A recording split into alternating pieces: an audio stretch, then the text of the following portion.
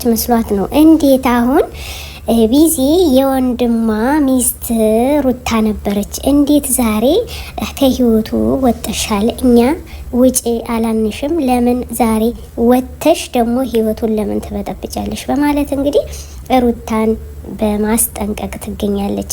እንዴት ሆነው ነበር አስባችሁታል? ያ ዘመን አልፎ ነው እንዴ እርጉዝ ሆና ያን ያክል አይዞሽ እያላችሁ ከጎኗ የነበራችሁ እህቶቿ በሙሉ እንዴት ዛሬ ተገልብጦ ጊዜው እንዴት ነው የሚገለባበጠው ማለት ነው። እውነት እኔ በቢዚ እንደዚህ ብላ ከሩታ ይህን ያክል ትናገራታለች ብዬ ሀሳብ የለኝም ነበረ። አረ ወይ ሰው! አረ እናንተ አብርሃም ለምን አለቀሰ? አብርሃም ሄርሜላ ያገታት ሰው ስለታወቀ ዛሬ እንግዲህ አብርሃም እያለቀሰ ይገኛል። እውነት ለመናገር አብርሃም ግን ለስንቱ ሴት ነው የሚያለቅስ? አስባችሁታል? እንግዲህ አብርሃም የሚያለቅስበት መንገድ ይኖረዋል። ግን ሄርሜላ ታገተች ብሎ ሳይሆን ሩታ ቀረችብኝ ብሎ ነው የሚያለቅሰው መሰለኝ። እኔ እንግዲህ ሁሎችንም ሀቅን ይዘን መፍረድ ነው እንጂ አትፍረድ ይፈረድብሃል ይባላል በሀገራችን። እውነት ለመናገር አሁን ዛሬ የቢዚ መጥቶ እዚህ ላይ እኛ ነግረንሻል፣ አሁንም አንቺ ነሽ ጥፋተኛ ከወንድሜ ህይወት ውጪ በማለት እንግዲህ የወንድምሽን ልጅ ልየው ማለት መሰላት መሰለኝ። እውነት ለመናገር ማለት ነው እኛ ከሷ አልጠበቅንም። እንደዚህ ሲሆን ማስታረቅ ነው እንጂ እንዴት ከወንድማችን አንቺ ነሽ የምትበጠብጭው? አንቺ ሩታ እኮ አትጠገብ ሀብቴ።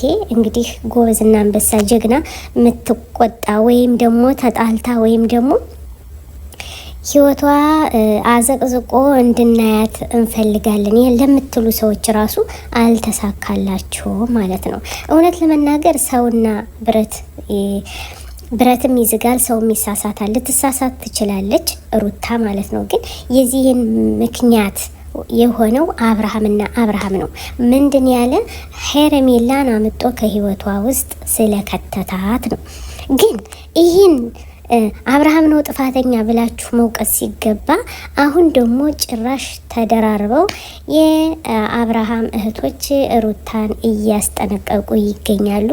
እውነት ለመናገር በጣም ያሳዝናል። እኔ ከናንተ ይህን አልጠበቅኩም ነበረ።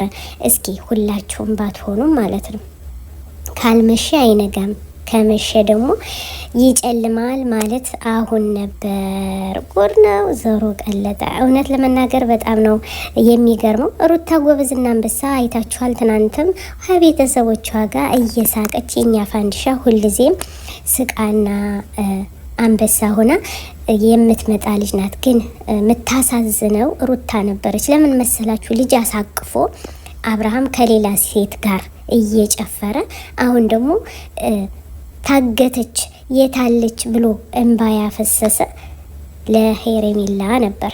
ወንድሟን መቆጣት ሲገባ ቢዚ ዛሬ መታ ሩታን ለመቆጣትና ሚዲያ ላይ እሷን ለማንገላታት እውነት ለመናገር ከዚህ አልጠበቅንም ነበር ውዶቼ። እናንተስ ምን ይመስላችኋል? አረ አቤት የሰው ነገር እንደዚህ ነው። ሁለት እግር እግራግር ነው ይባላል። በእውነት ሩታዬ ዛሬ ልቧ የተከፋበትና ልቧን የተሰበረው አነጋገር ከወንድሞቼ ውጪ ከወንድሞቼ ህይወት ውጪ አንድ ይወጣሻል ደግመሽ መግባት አንፈልግም በማለት እንግዲህ ቢዚ እውነቷን አውጣ እንግዲህ እየተጨቃጨቁ ይገኛሉ። ሩታዬ ግን መጨቃጨቅ እኔ አልፈለኩም፣ በሰላም እንድታናግሪኝ የመጣሁት በጣም ደግሞ ነግሬሽ ነው የመጣሁ በማለት ሩታ ተናግራለች። እንግዲህ ቢዚ ይሄን ያክል ሩታን ለመናገርና ሩታን ለማፋጠጥ ሩታን ከህይወታችን ውጪ በቃ ማለት ደረጃ የደረሰች ወንድማማች ልታጋዴ ነው እንዴ? ወንድሟ ምን እየሰራ እንደሆነ አታውቅም ማለት ነው። ምን ከሄረሜላ ጠፋች ብሎ እያለቀሰ እኮ ነው የ85 ያልሆነችቱን ማለት ነው። አስባችሁታል? ዝሙቲቱን እያለቀሰ ፈልጉልኝ እየተባለ አሁንም ቡታጅራ ለቡታጅራ እየተፈለገ ሁሉም እያለቀሱ አይደል? እንዴት በዚያ ግድም አቧራው እየጨሰ ነው። ስለዚህ አቧራውን ማብረድ ነበረባት እንጂ ሩታን መጣ መሳደብ የለባትም ቢዚ ብዬ ነው ማምነው። ሩታ ጥፋተኛ አይደለችም ብዬ አይደለም፣ ግን ሩታ ብታጠፋም ልጅ ይዛ ነው እየተንቆፈቆፈች ያለ። እንዴ ገና ልጥባ ገና የሚያለቅስ ልጅ ይዛ እኮ ነው እያለቀሰች ያለና አትፍረድ ይፈረድብሃል እንጂ እኔ በእውነት በጣም ነው የገረመኝ። አሁንም ቪዚ ምን እያለች ነው? ከኤፊም መውጣት አለብሽ አይደለም ከአብርሃም ወጠሽ መሄድ አለብሽ ብላለች። እናንተስ ምን ትላላችሁ ውዶቼ? ይገርማል፣ ይደንቃል። ዘሮ ቀለጠ። እውነት ለመናገር አሁንም አዲስ ነገር አለ።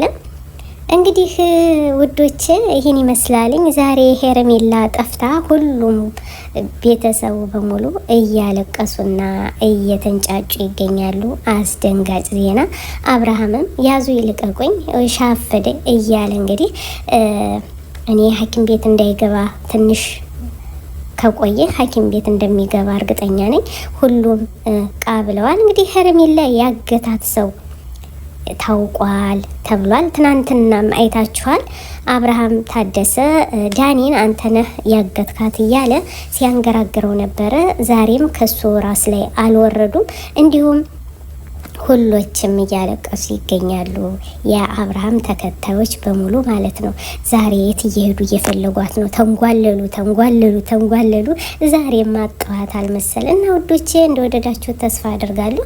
በዚህ ቪዲዮ ምን ተማራችሁ? እውነት ለመናገር ሀቅን ይዘው ቢፈርዱ ጥሩ ነበረ።